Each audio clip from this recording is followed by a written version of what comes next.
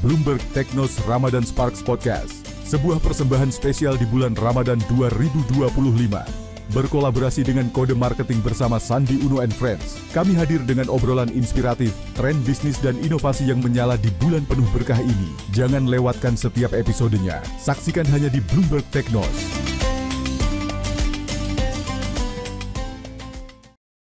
Assalamualaikum warahmatullahi wabarakatuh. Selamat datang sekali lagi di Ramadan Spark, podcast spesial edisi Ramadan ya Win ya.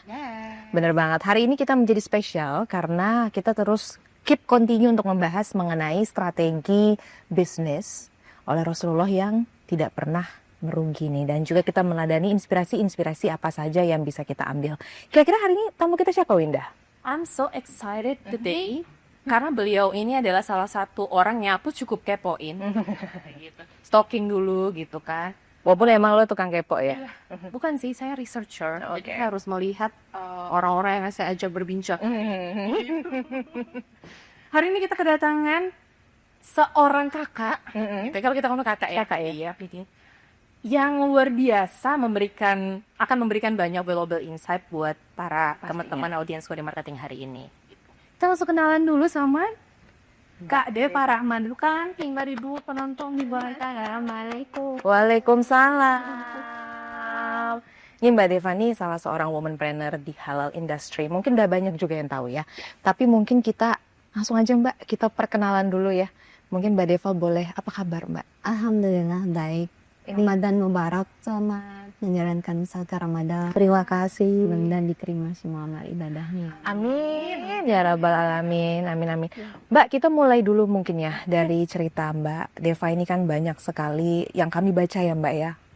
Alur melintang dari perusahaan top ke perusahaan beng-beng, enggak ya? Maaf ya nyebut merek. Perusahaan top satu ke perusahaan top lainnya. Terus juga banyak kegiatan-kegiatan yang berkaitan dengan keumatan. Boleh cerita dulu nggak Mbak dari Mbak Deva mungkin sedikit aja dulu. Mungkin dari mana, terus juga belajarnya apa, atau mungkin sekarang kegiatan latestnya apa. Boleh Mbak, monggo silahkan. Oke. Jadi kalau dari mana? Hari ini saya dari rumah. Alhamdulillah saya juga Mbak, bukan rumah orang ya. Tanya Beb. Background saya sebenarnya social work, social development dan public policy. Tapi akhirnya saya akhir ini lebih aktif di kegiatan keumatan untuk Islam, untuk masyarakat terutama kelompok-kelompok Islam. Awalnya saya 25 tahun di korporasi, di energi, kemudian di FMCG, di teknologi, dan terakhir untuk fokus ke public policy. Dan akhir-akhir ini saya diminta oleh, alhamdulillah diberikan kepercayaan untuk bisa mengembangkan bisnis di bagaimana mengembangkan potensi keumatan dan ekonomi di Masjid Istiqlal, Istiqlal Global Fund. Tapi secara ininya saya lebih juga fokus ke Majelis Ulama Indonesia, kemudian di beberapa ormas seperti Syarikat Islam, selain itunya juga yayasan yang fokus ke Al-Quran. Masya Allah, keren sebenarnya. Ini narsum yang kita bilang tepat untuk kita bahas tadi, soal inspirasi bisnis Rasul. Betul banget. Tadi kan kita udah dengar ya, banyak sekali experience yang mungkin bisa kita share dan kita dengarkan hari ini. Boleh nggak Mbak spill? Tadi ada sebutan global funding. Global Fund. Itu gimana sih bisnisnya Mbak?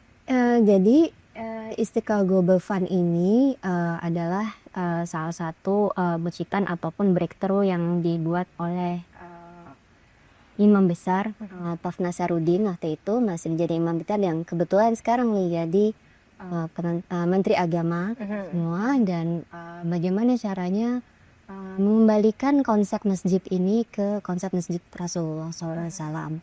Jadi ketika Masjid Nabawi itu pertama kali dibuat, itu justru roda ekonomi itu bergerak di sekitar masjid. Nah, dan lewat Istiqlal Global Fund ini kami mencari suatu terobosan-terobosan baru bagaimana potensi ekonomi keumatan itu bisa berjalan. Nah, secara di Islam di Indonesia itu kan salah satu yang terbesar di dunia, nomor 2 sekarang, tadinya nomor 1. Tapi as a market as a whole sebenarnya Islam itu adalah we have 2.1 billion Muslim market in the world, yang sebenarnya Indonesia itu posisinya sangat strategis untuk bisa membuat apakah Islam yang rahmatan lil alamin, tentu di mana-mana seperti itu, tapi juga sebagai kiblat di dalam hal bermuamalah pada masyarakat secara umum, bermuamalah dalam bidang ekonomi gitu ya, dan juga memberikan manfaat kepada umat, khususnya umat secara luas, bukan hanya untuk Islam. Makanya di Istiqlal itu kita ada namanya terowongan silaturahmi, satu-satunya di dunia yang menghubungkan antara Masjid Istiqlal dan Gereja Katedral itu. There is no one yang punya konsep seperti itu kecuali di Indonesia, yang memang deliberately gitu. Dulu Presiden Soekarno membuat Istiqlal ini khusus di depan katedral dengan membuat kawasan yang saya pikir is very genius. Bahkan di dalam bermuamalah dengan umat yang lain, Istiqlal itu didesain oleh non-Muslim gitu. Yang Pak Frederick Silaban almarhum yang membuat desain Istiqlal. Itu suatu pesan yang luar biasa, saya kira, untuk memakan bahwa Indonesia tuh masyarakat majemuk.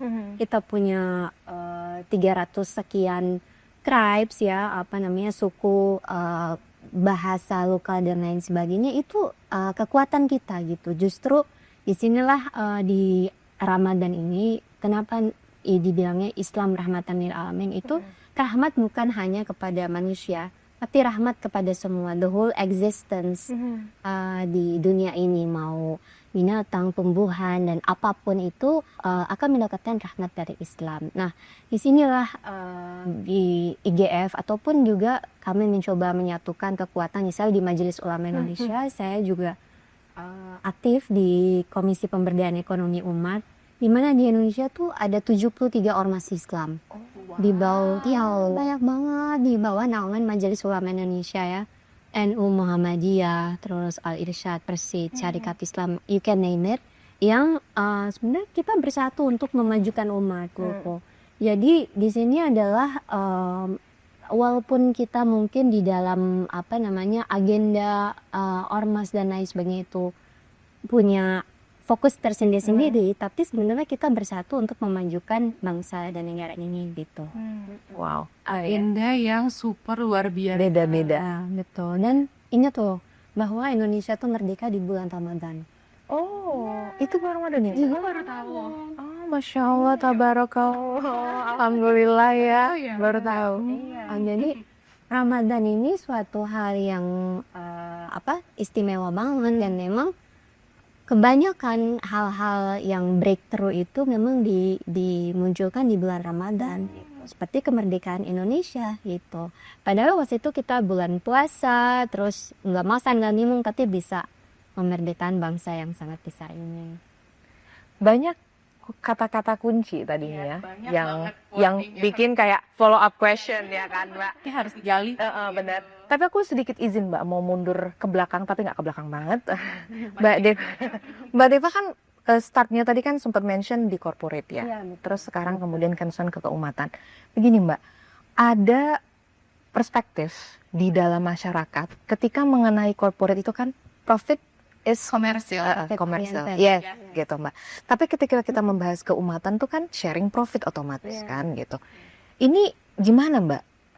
Saya nggak tahu ya, mungkin kalimat tepat apa tidak Mbak Deva bisa confirm. Ini shifting atau mungkin ada value yang seharusnya bisa diinjek di dalam keumatan dan corporate ini yang sehingga tadi jalan tadi itu bisa Harus bareng. Sebenarnya dalam korporasi sendiri, karena saya 25 tahun nih di korporasi ya, di berbagai korporasi itu, sharing profit itu is a must sekarang gitu. Karena ini kan konsepnya sharing ekonomi. Kita bisa lihat sekarang korporasi-korporasi besar gitu ya, mereka pasti akan sharing ekonomi karena you cannot win alone basically in this world, ya kan? Jadi kita tuh harus berbagi, dan memang dunia ini diciptakan sedemikian rupa untuk berkolaborasi gitu. Jadi memang sistemnya harus kolaborasi. Nah, Islam sudah mengajarkan nilai-nilai itu dari 1400 Zaman dahulu kala. kalau kita membawa konsep Rasulullah di dalam berdagang, beliau adalah pedagang awalnya. Beliau itu is entrepreneur. Sekarang saya misalnya dari korporasi, saya ke entrepreneur. Kenapa sih kalau ditanya, Tita, kenapa sih kok mau jadi entrepreneur? It's very simple because I just want to follow Rasulullah gitu. Balik lagi ke korporasi, kan korporasi profit oriented. Sekarang kok ke keumatan apakah profit oriented saja atau harus sharing? It's both sebenarnya gitu. Di dalam bedanya di dalam Islam itu untung kita sama-sama, dirugi juga kita harus sama-sama. That's syariah. Bo, kata-kata dua itu sulit untuk diterapin ya Mbak? Betul. Jadi kadang-kadang kalau kita di dalam bisnis kita harus tahu bahwa ya udah untung rugi kita sama-sama. Kan ada nih orang kalau ya udah kalau rugi Untung gue, rugi sendiri say gitu ya.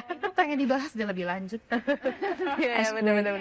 Jadi kalau syariah, kenapa enaknya syariah itu once you sign the deal, itu basically both side, karena bisnis nggak bisa untung terus kan dunia dan berputar gitu kan gitu. Nah, bisnis apa yang paling menguntungkan dan kenapa Rasulullah selalu untung? Karena beliau berbisnis dengan Allah. Gitu. Oh my goodness. Gimana tuh Mbak definisi berbisnis dengan Allah? Turun yang ke muka bumi kan? Karena definisi jadi transaksional nggak Mbak kalau kayak gitu? Enggak, jadi karena kita mengedepankan semua niat karena Allah gitu. Di Ramadan, jadi inna sholati wa nusuki wa mahyaya wa mamati lillahi rabbil alamin. Jadi semua yang kita lakukan itu semua karena Allah. Atau kita bisnis apapun, kita melakukan apapun itu karena Allah. Jadi kenapa ada zakat, kenapa ada infak, kenapa ada sedekah, kenapa ada wakaf gitu, karena itulah bisnis bersama Allah gitu. Kita mengedepankan pertama kita kasih ke Allah dulu nih gitu. Baru yang lain, kan Allah udah janji kan di Al-Quran, barang siapa bersedekah akan diganjar 10 kali lipat ya gitu. Atau seperti bulan puasa ya hanya Allah yang nanti akan membalasnya gitu kan. Jadi gimana, kenapa kok Rasulullah selalu untung? Karena beliau berbisnis pertama kali bersama Allah gitu. Semua dimulai dari niat ya kan? Benar. Ina amalu biniat kan, semua itu memang tergantung dari niatnya. Kalau misalnya kita memang niatnya untuk akhirat, pokoknya kita jangan khawatir terhadap dunia ini. Semua rezeki kita tuh udah diatur. Wow. Ya, jadi jangan khawatir mengenai dunia, karena dunia itu udah tertata. Kalau misalnya kita lihat, nih misalnya matahari atau bulan, dia pernah nggak sih terlambat? Iya sih. Nggak pernah kan? Kita sih yang terlambat banget. Itu aja yang terlambat banget ya. Tapi kalau dilihat secara holistik seperti itu, kalau dilihat secara ini, sebenarnya dunia ini udah berjalan dengan apa adanya. Mungkin ada musibah, ada hal yang lain-lain itu di luar kendali kita. Itu kita harus kembalikan. Tapi yang harus kita pikirkan sebenarnya gimana ya akhirat kita gitu. Makanya alangkah enaknya kita berbisnis itu kita memikirkan akhirat, dunia akan ikut belakangan gitu. Itu sih. Dan paham benchmarking level kita ini harus dirubah. Jadi banyak sekali tadi ya yang kita bisa katakan ilmu-ilmu yang kemudian tadinya mungkin kita agak ngerasa tadi ya Mbak terpisah ya antara profit dan untuk keumatan, ternyata itu bisa jalan beriringan. Harus jalan beriringan karena semakin kita sharing, the return will be abundant. Iya, tapi itu gue juga percaya sih. Karena kan memang kalau di dalam Islam sendiri ya, kalau orang sudah wafat, sudah meninggal, mereka tuh pengen banget balik ke dunia itu karena apa? Karena pengen bersedekah, pengen sharing. Dia nggak mau sholat, dia nggak mau puasa, dia nggak mau apa, dia mau sedekah. Karena dengan sedekah itu they will get memory ya. Membayangkan kalau misalnya bisnis itu saya pengen misalnya Sisi mau punya perusahaan karena saya pengen menghidupi orang banyak, kan sedekah kan.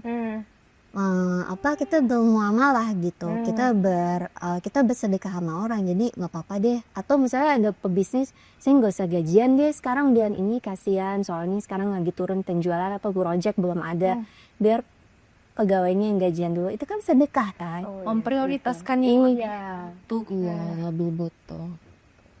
Udah bisa. Saya Betul itu, Pak. Oh, belum. Belajar. Makanya kita ngobrol sama Mbak Dev. Oke.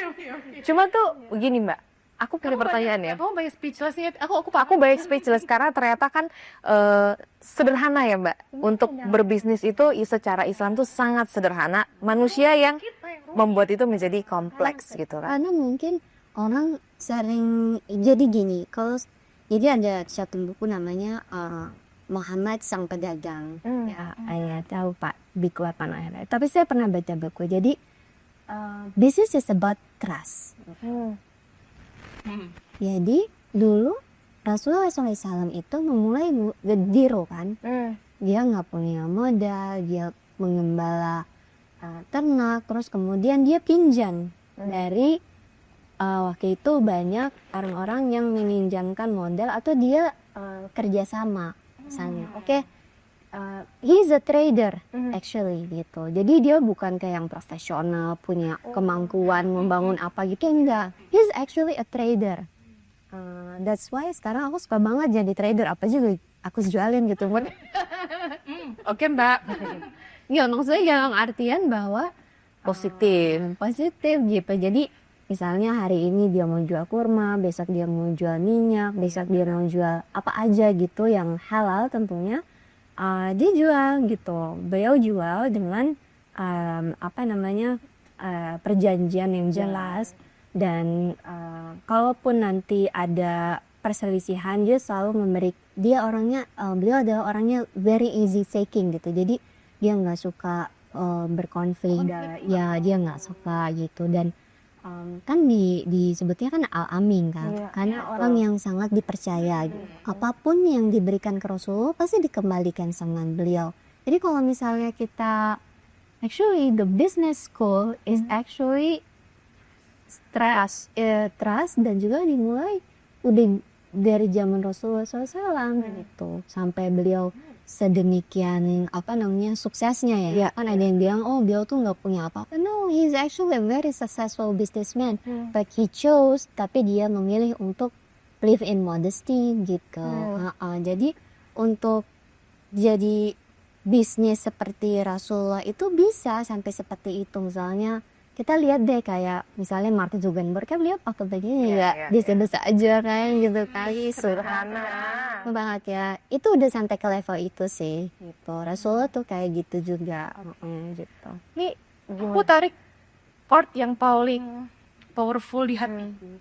Berarti itu kan kita bisa sampai pada titik itu harus bisa ngebangun personal branding sebagai orang yang dapat dipercaya. Gitu kan. Berarti tapi kan is walking the talk kan ya.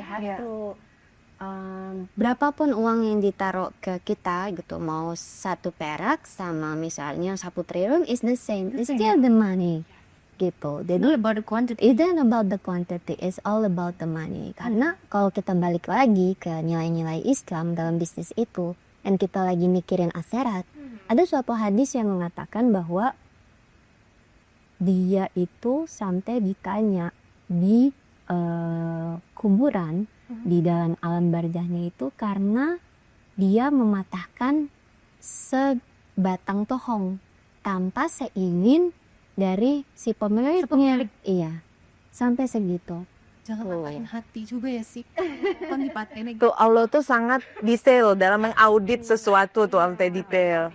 Ya, that's all detail. Jadi wah gimana nih kalau misalnya uang saya sebatang pohon ranting, bukan sebatang pohon, sebatang ranting itu dipatahkan tanpa seizin pemiliknya yang gitu. Gimana kalau misalnya kita ngomong soal uang itu, kalau misalnya kita udah ngerti, misalnya kita ingat mengenai hadis itu, we wouldn't dare untuk mengambil sesuatu gitu. Dari juga kita, ya makanya penting zaman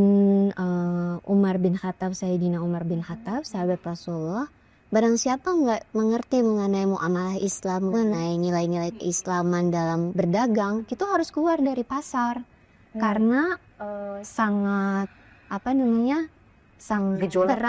sangat berat sekali ini ya, tanggung jawabnya besar banget. Banyak kisah-kisah yang menggambarkan bagaimana fair trade itu harus dilakukan, dan bagaimana Rasulullah dan sahabat-sahabatnya menerapkan hal itu di Madinah. Wow.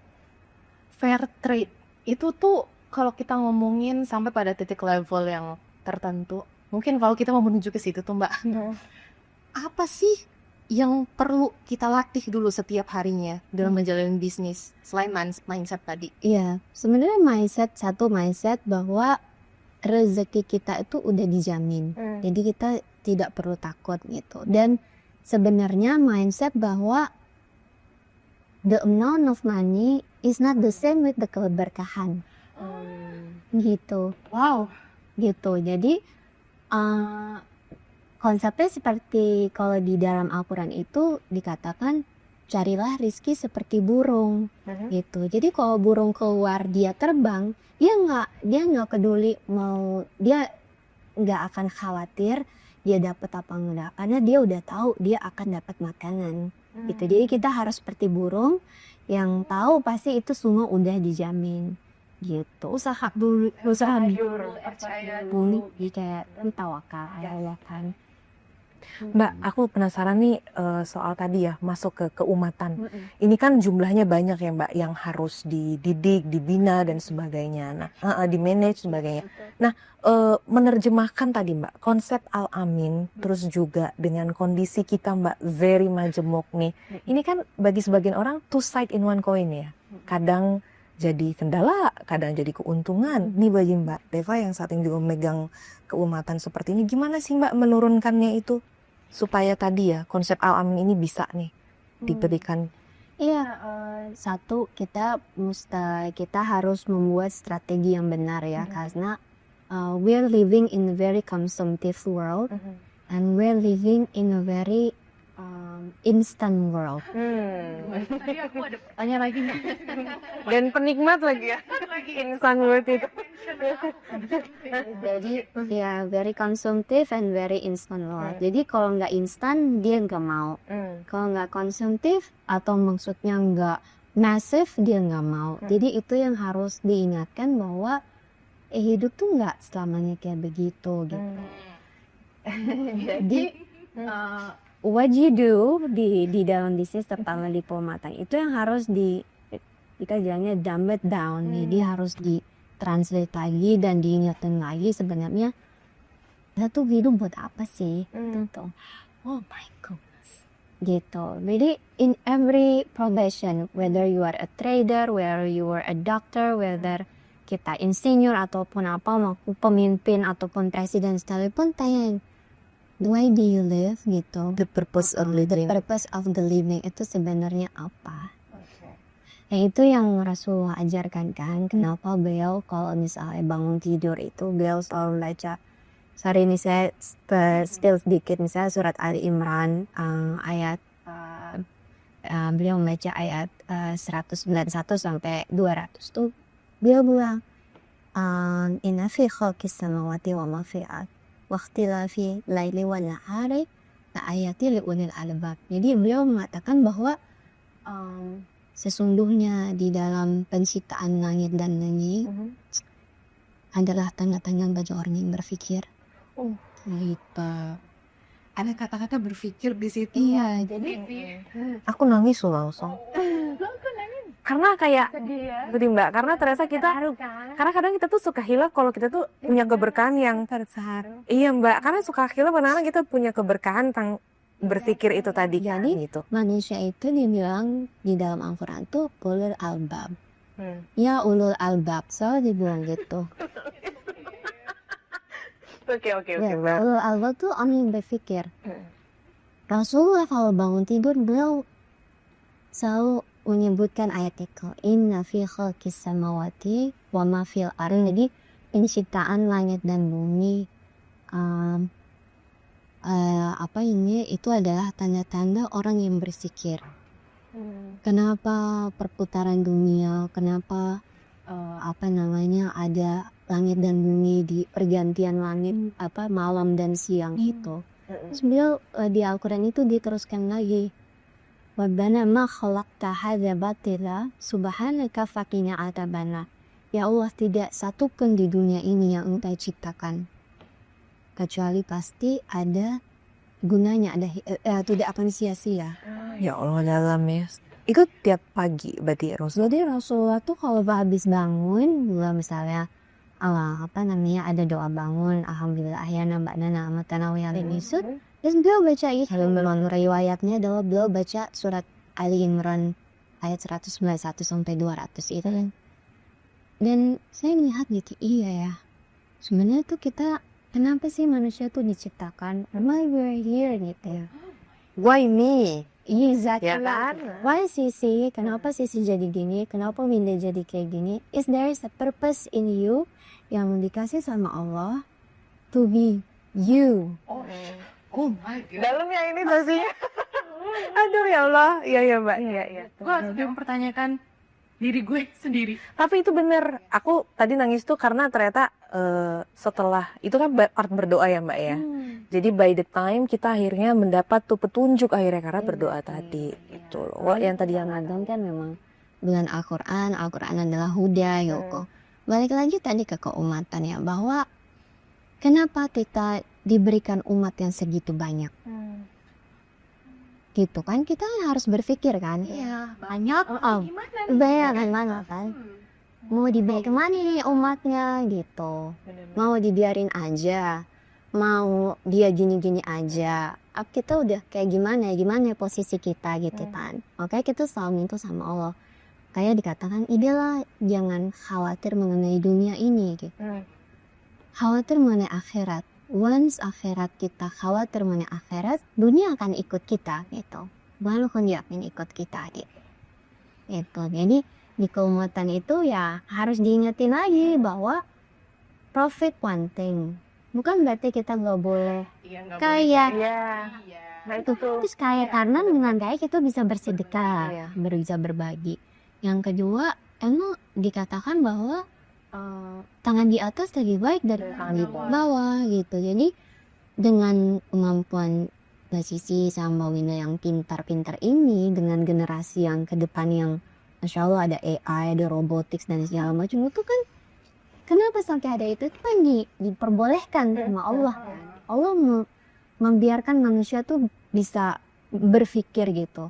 We are a computerized, lebih daripada komputer yang diciptakan oleh manusia gitu. Kenapa? Karena kita khalifah di dunia ini. Gitu. Jadi kita punya misi. Every one of us has a purpose in this life.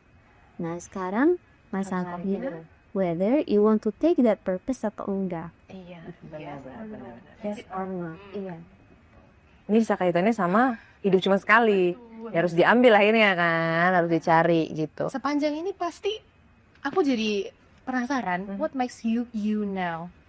Ini perjalanannya, Mbak. Jangan paling pasti kan mungkin bikin kamu Iya. oh subhanallah begini. Pasti ada perjalanan spiritual yang cukup What makes you now? I don't know, tapi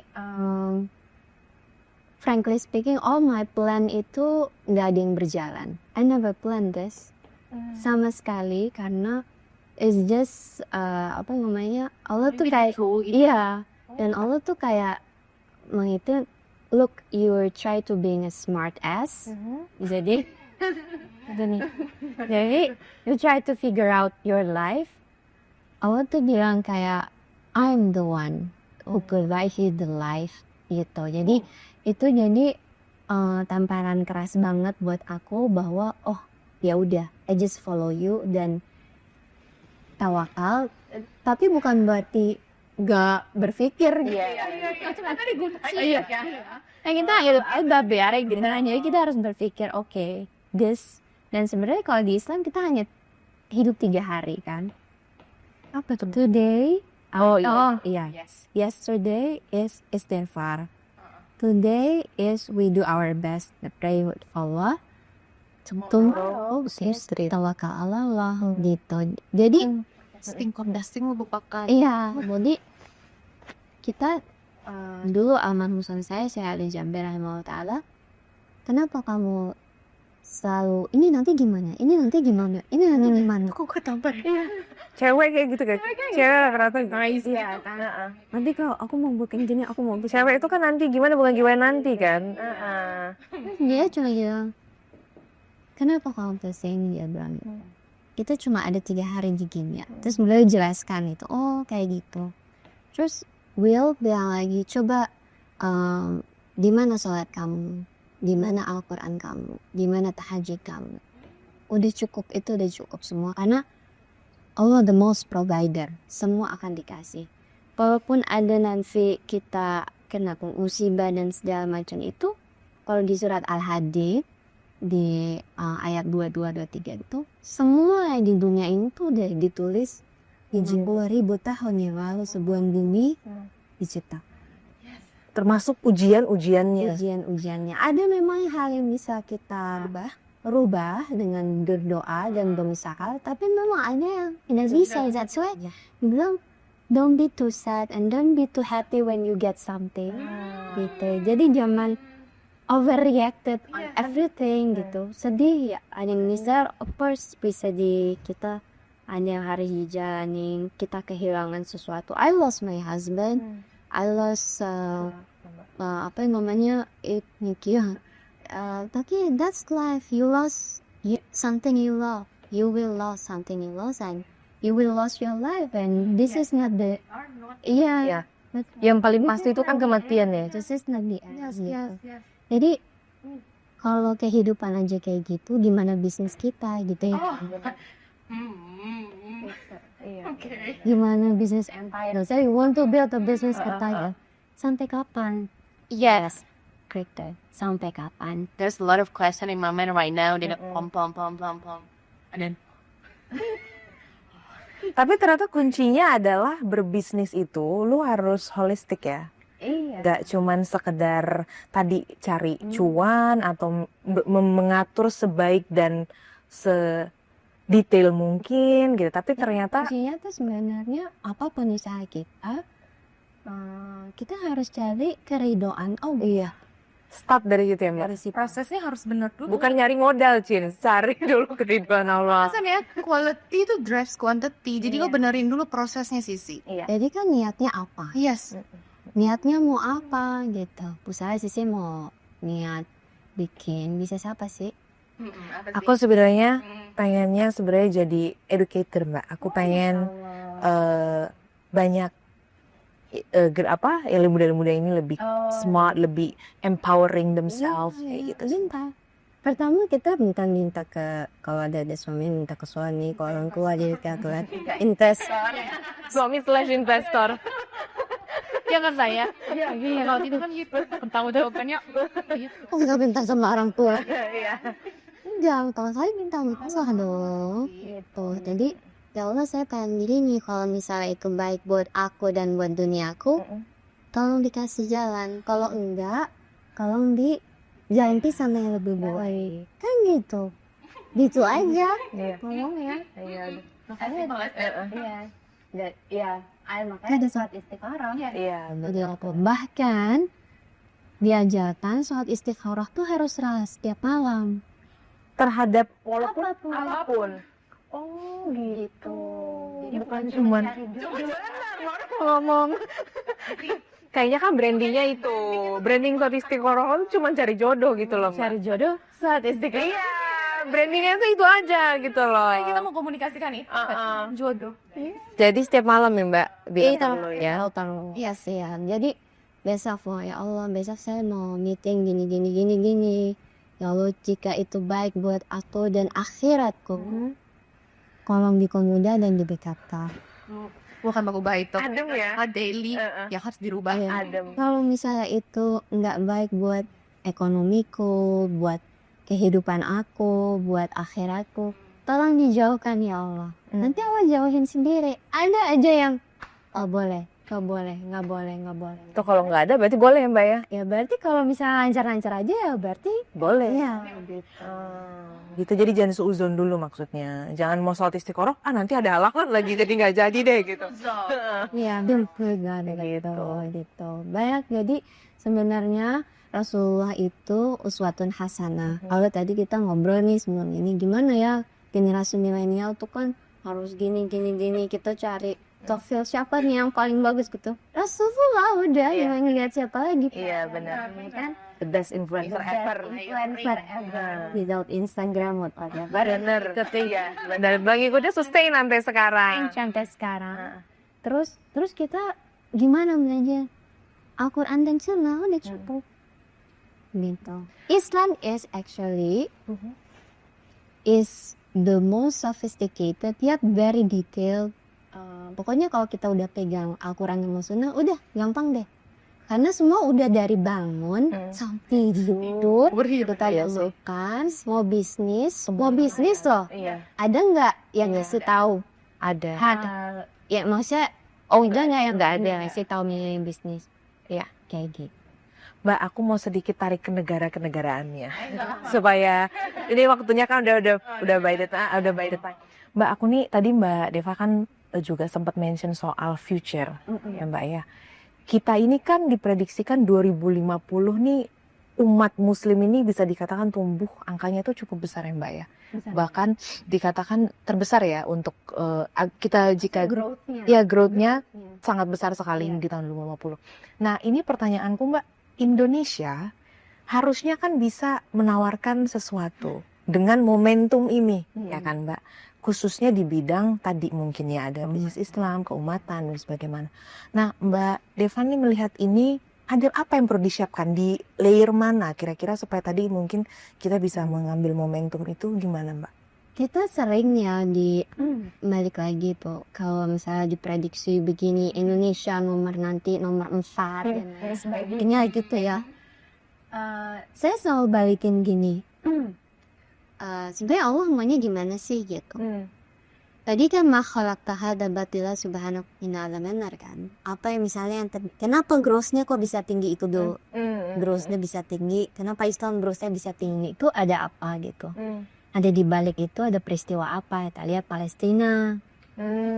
Ya sih contoh. Gini bahwa tuh apa yang terjadi sama mereka dengan penderitaan mereka, ternyata banyak orang yang bersimpati dan bahkan orang pengen tahu sebenarnya Islam kok bisa ya mereka very resilient person. Nah balik lagi ke Indonesia seperti ini, satu kita harus tahu potensi diri kita, Indonesia itu seperti apa, kekuatan ini mana, ya lagi SWOT analisisnya itu, strength, weakness dan opportunity yang threat-nya itu gitu. Yang kedua adalah kita mau nggak sih kemauan dulu. Betul. Nah yang ketiga adalah umat tuh harus bersatu. Beratnya yang ini nih gitu. Jadi kita harus bersatu, jangan dipecah belah untuk memajukan, untuk membawa bahwa kita tuh bisa memperbaiki sistem yang sudah ada, yang mungkin saat ini sistem udah jalan mungkin tapi belum sempurna. Kayak gimana Islam itu bisa memberikan solusi, bersikap solutif terhadap hal itu. Dan sebenarnya kita sebagai umat Islam sendiri, ayo Islam enough umat. Ouch gitu. Bener-bener Islam KTP jangan-jangan. Jadi Islam enough itu adalah the value inside yourself gitu. It's not only about appearance or something ya, it does matter. Tapi maksudnya sebenarnya ada kan yang appearance-nya is very looks Islam but actually choose they are not. Sadar ya itu kan ya itu semua balik lagi semua ke Allah gitu ya. Nanti maksudnya kita semua punya tanggung jawab lah, dan kalian adalah masing-masing adalah pemimpin. Gitu. Jadi masing-masing individu itu ada pemimpin, memimpin dirinya sendiri. Nasib. Nah, Indonesia tuh gimana kan kita banyak banget yang Islam. Tuh tapi pokoknya kayak pengikut aja nih. Followers ya. Market gitu. Nah, gimana cara supaya nggak jadi market? We have to be a creator. Jadi kita harus buat create something, breakthrough. Tapi sesuai dengan guidance yang ada, seperti itu gitu kan. Creator harus berani meng-create dan berkarya ya Mbak. Berkarya, terus juga mengedepankan hal-hal yang bisa berguna untuk semua gitu ya, dan tidak bersikap maksudnya kita sering akhirnya jadi malah berantem sendiri Iya, gitu kan, isu iya. sendiri, Iya. kita sendiri akhirnya nggak kemana-mana. Iya. Itu tuh.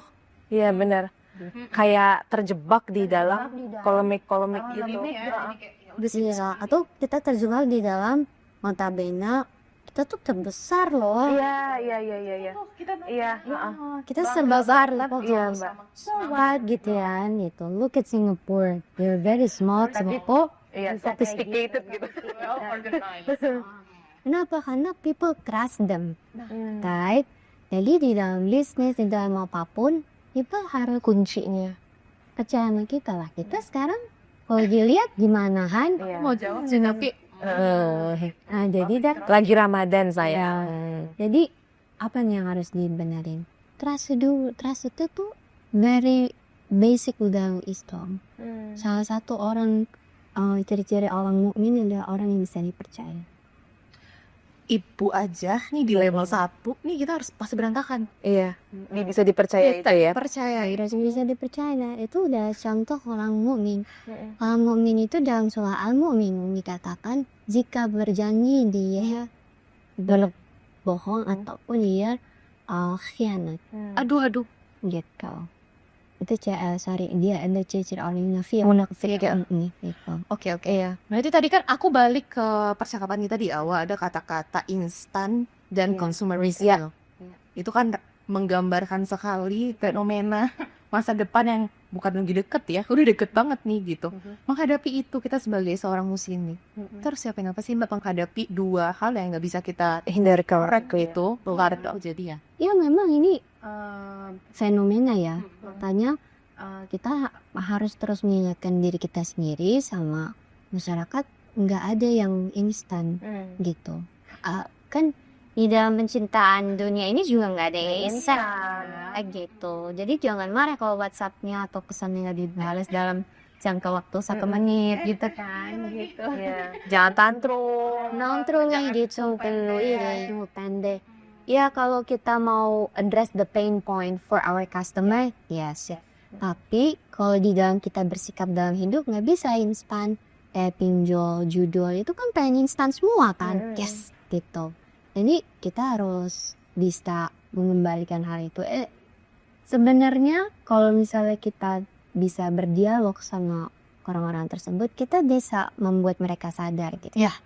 Masalahnya orang suka lupa dan memang kalau sudah kehimpit masalah ekonomi itu udah gelap mata gitu. Makanya di sinilah perannya masjid, perannya keumatan, perannya orang-orang pintar-pintar supaya seperti Sisi dan Mbak Winda ini bisa mengingatkan orang. Amin.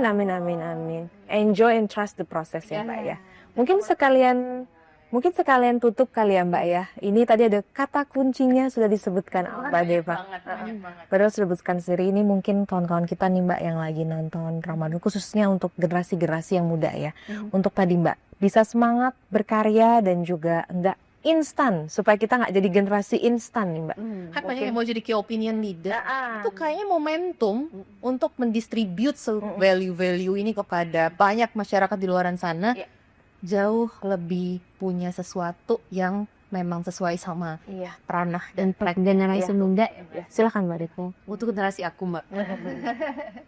Ya, jadi buat teman-teman, adik-adik semua yang Masya Allah future kalian is actually very so bright, sangat masa depan ini sangat cerah dengan bermacam fasilitas yang ada, yang saat ini ada. Cuma satu, trust the process dan kembali lagi ke nilai-nilai. Satu, kepercayaan itu penting. Yang kedua adalah di dalam proses belajar nggak ada yang instan.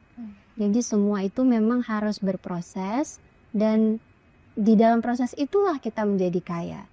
It's not about ini bukan mengenai hasil saja, tapi ini adalah mengenai proses. Siapa yang menikmati proses jatuh bangun, menjadi entrepreneur, menjadi pegawai dan menjadi apa, pada akhirnya akan mempunyai kekayaan yang tidak bisa dibandingkan dengan orang lain. Dan ingat, nilai suatu kekayaan kalau berbicara mengenai bisnis itu jangan disamakan dengan keberkahan, karena nilai keberkahan di mata Allah dan nilai keberkahan di mata akhirat itu sangat berbeda. Dan terakhir, jangan khawatir tentang rezeki dunia karena itu sudah dijamin, bahkan hewan melata pun sudah dijamin. Jadi jangan takut, Allah pasti akan memberikan yang terbaik kalau kita selalu mengingat Allah. Jangan overthinking ya, oke. Makasih Mbak Deva, tepuk tangan dulu ya, makasih. Hugging myself. Ini keren banget, karena kita buka tuh Mbak dengan diskusi bisnis, turns up jadi kayak ada self development juga, dan juga ya jadi kayak banyak ya diskusi yang kita dapat hari ini. Terima kasih banyak Mbak. Banyak, Mbak Deva. Mudah-mudahan berguna. Insya Allah. Oke, kalau gitu teman-teman, terima kasih sudah stay tune di Ramadan Spark kali ini, dan kita bakalan lanjutin obrolan kita kepada hal-hal yang banyak. Ya. Pastinya harus punya spirit untuk bisa berkontribusi untuk membangun masyarakat yang jauh lebih pintar, jauh lebih punya spirit-spirit yang baik untuk negara dan juga diri sendiri gitu ya. Sampai ketemu lagi dan assalamualaikum warahmatullahi Wabarakatuh.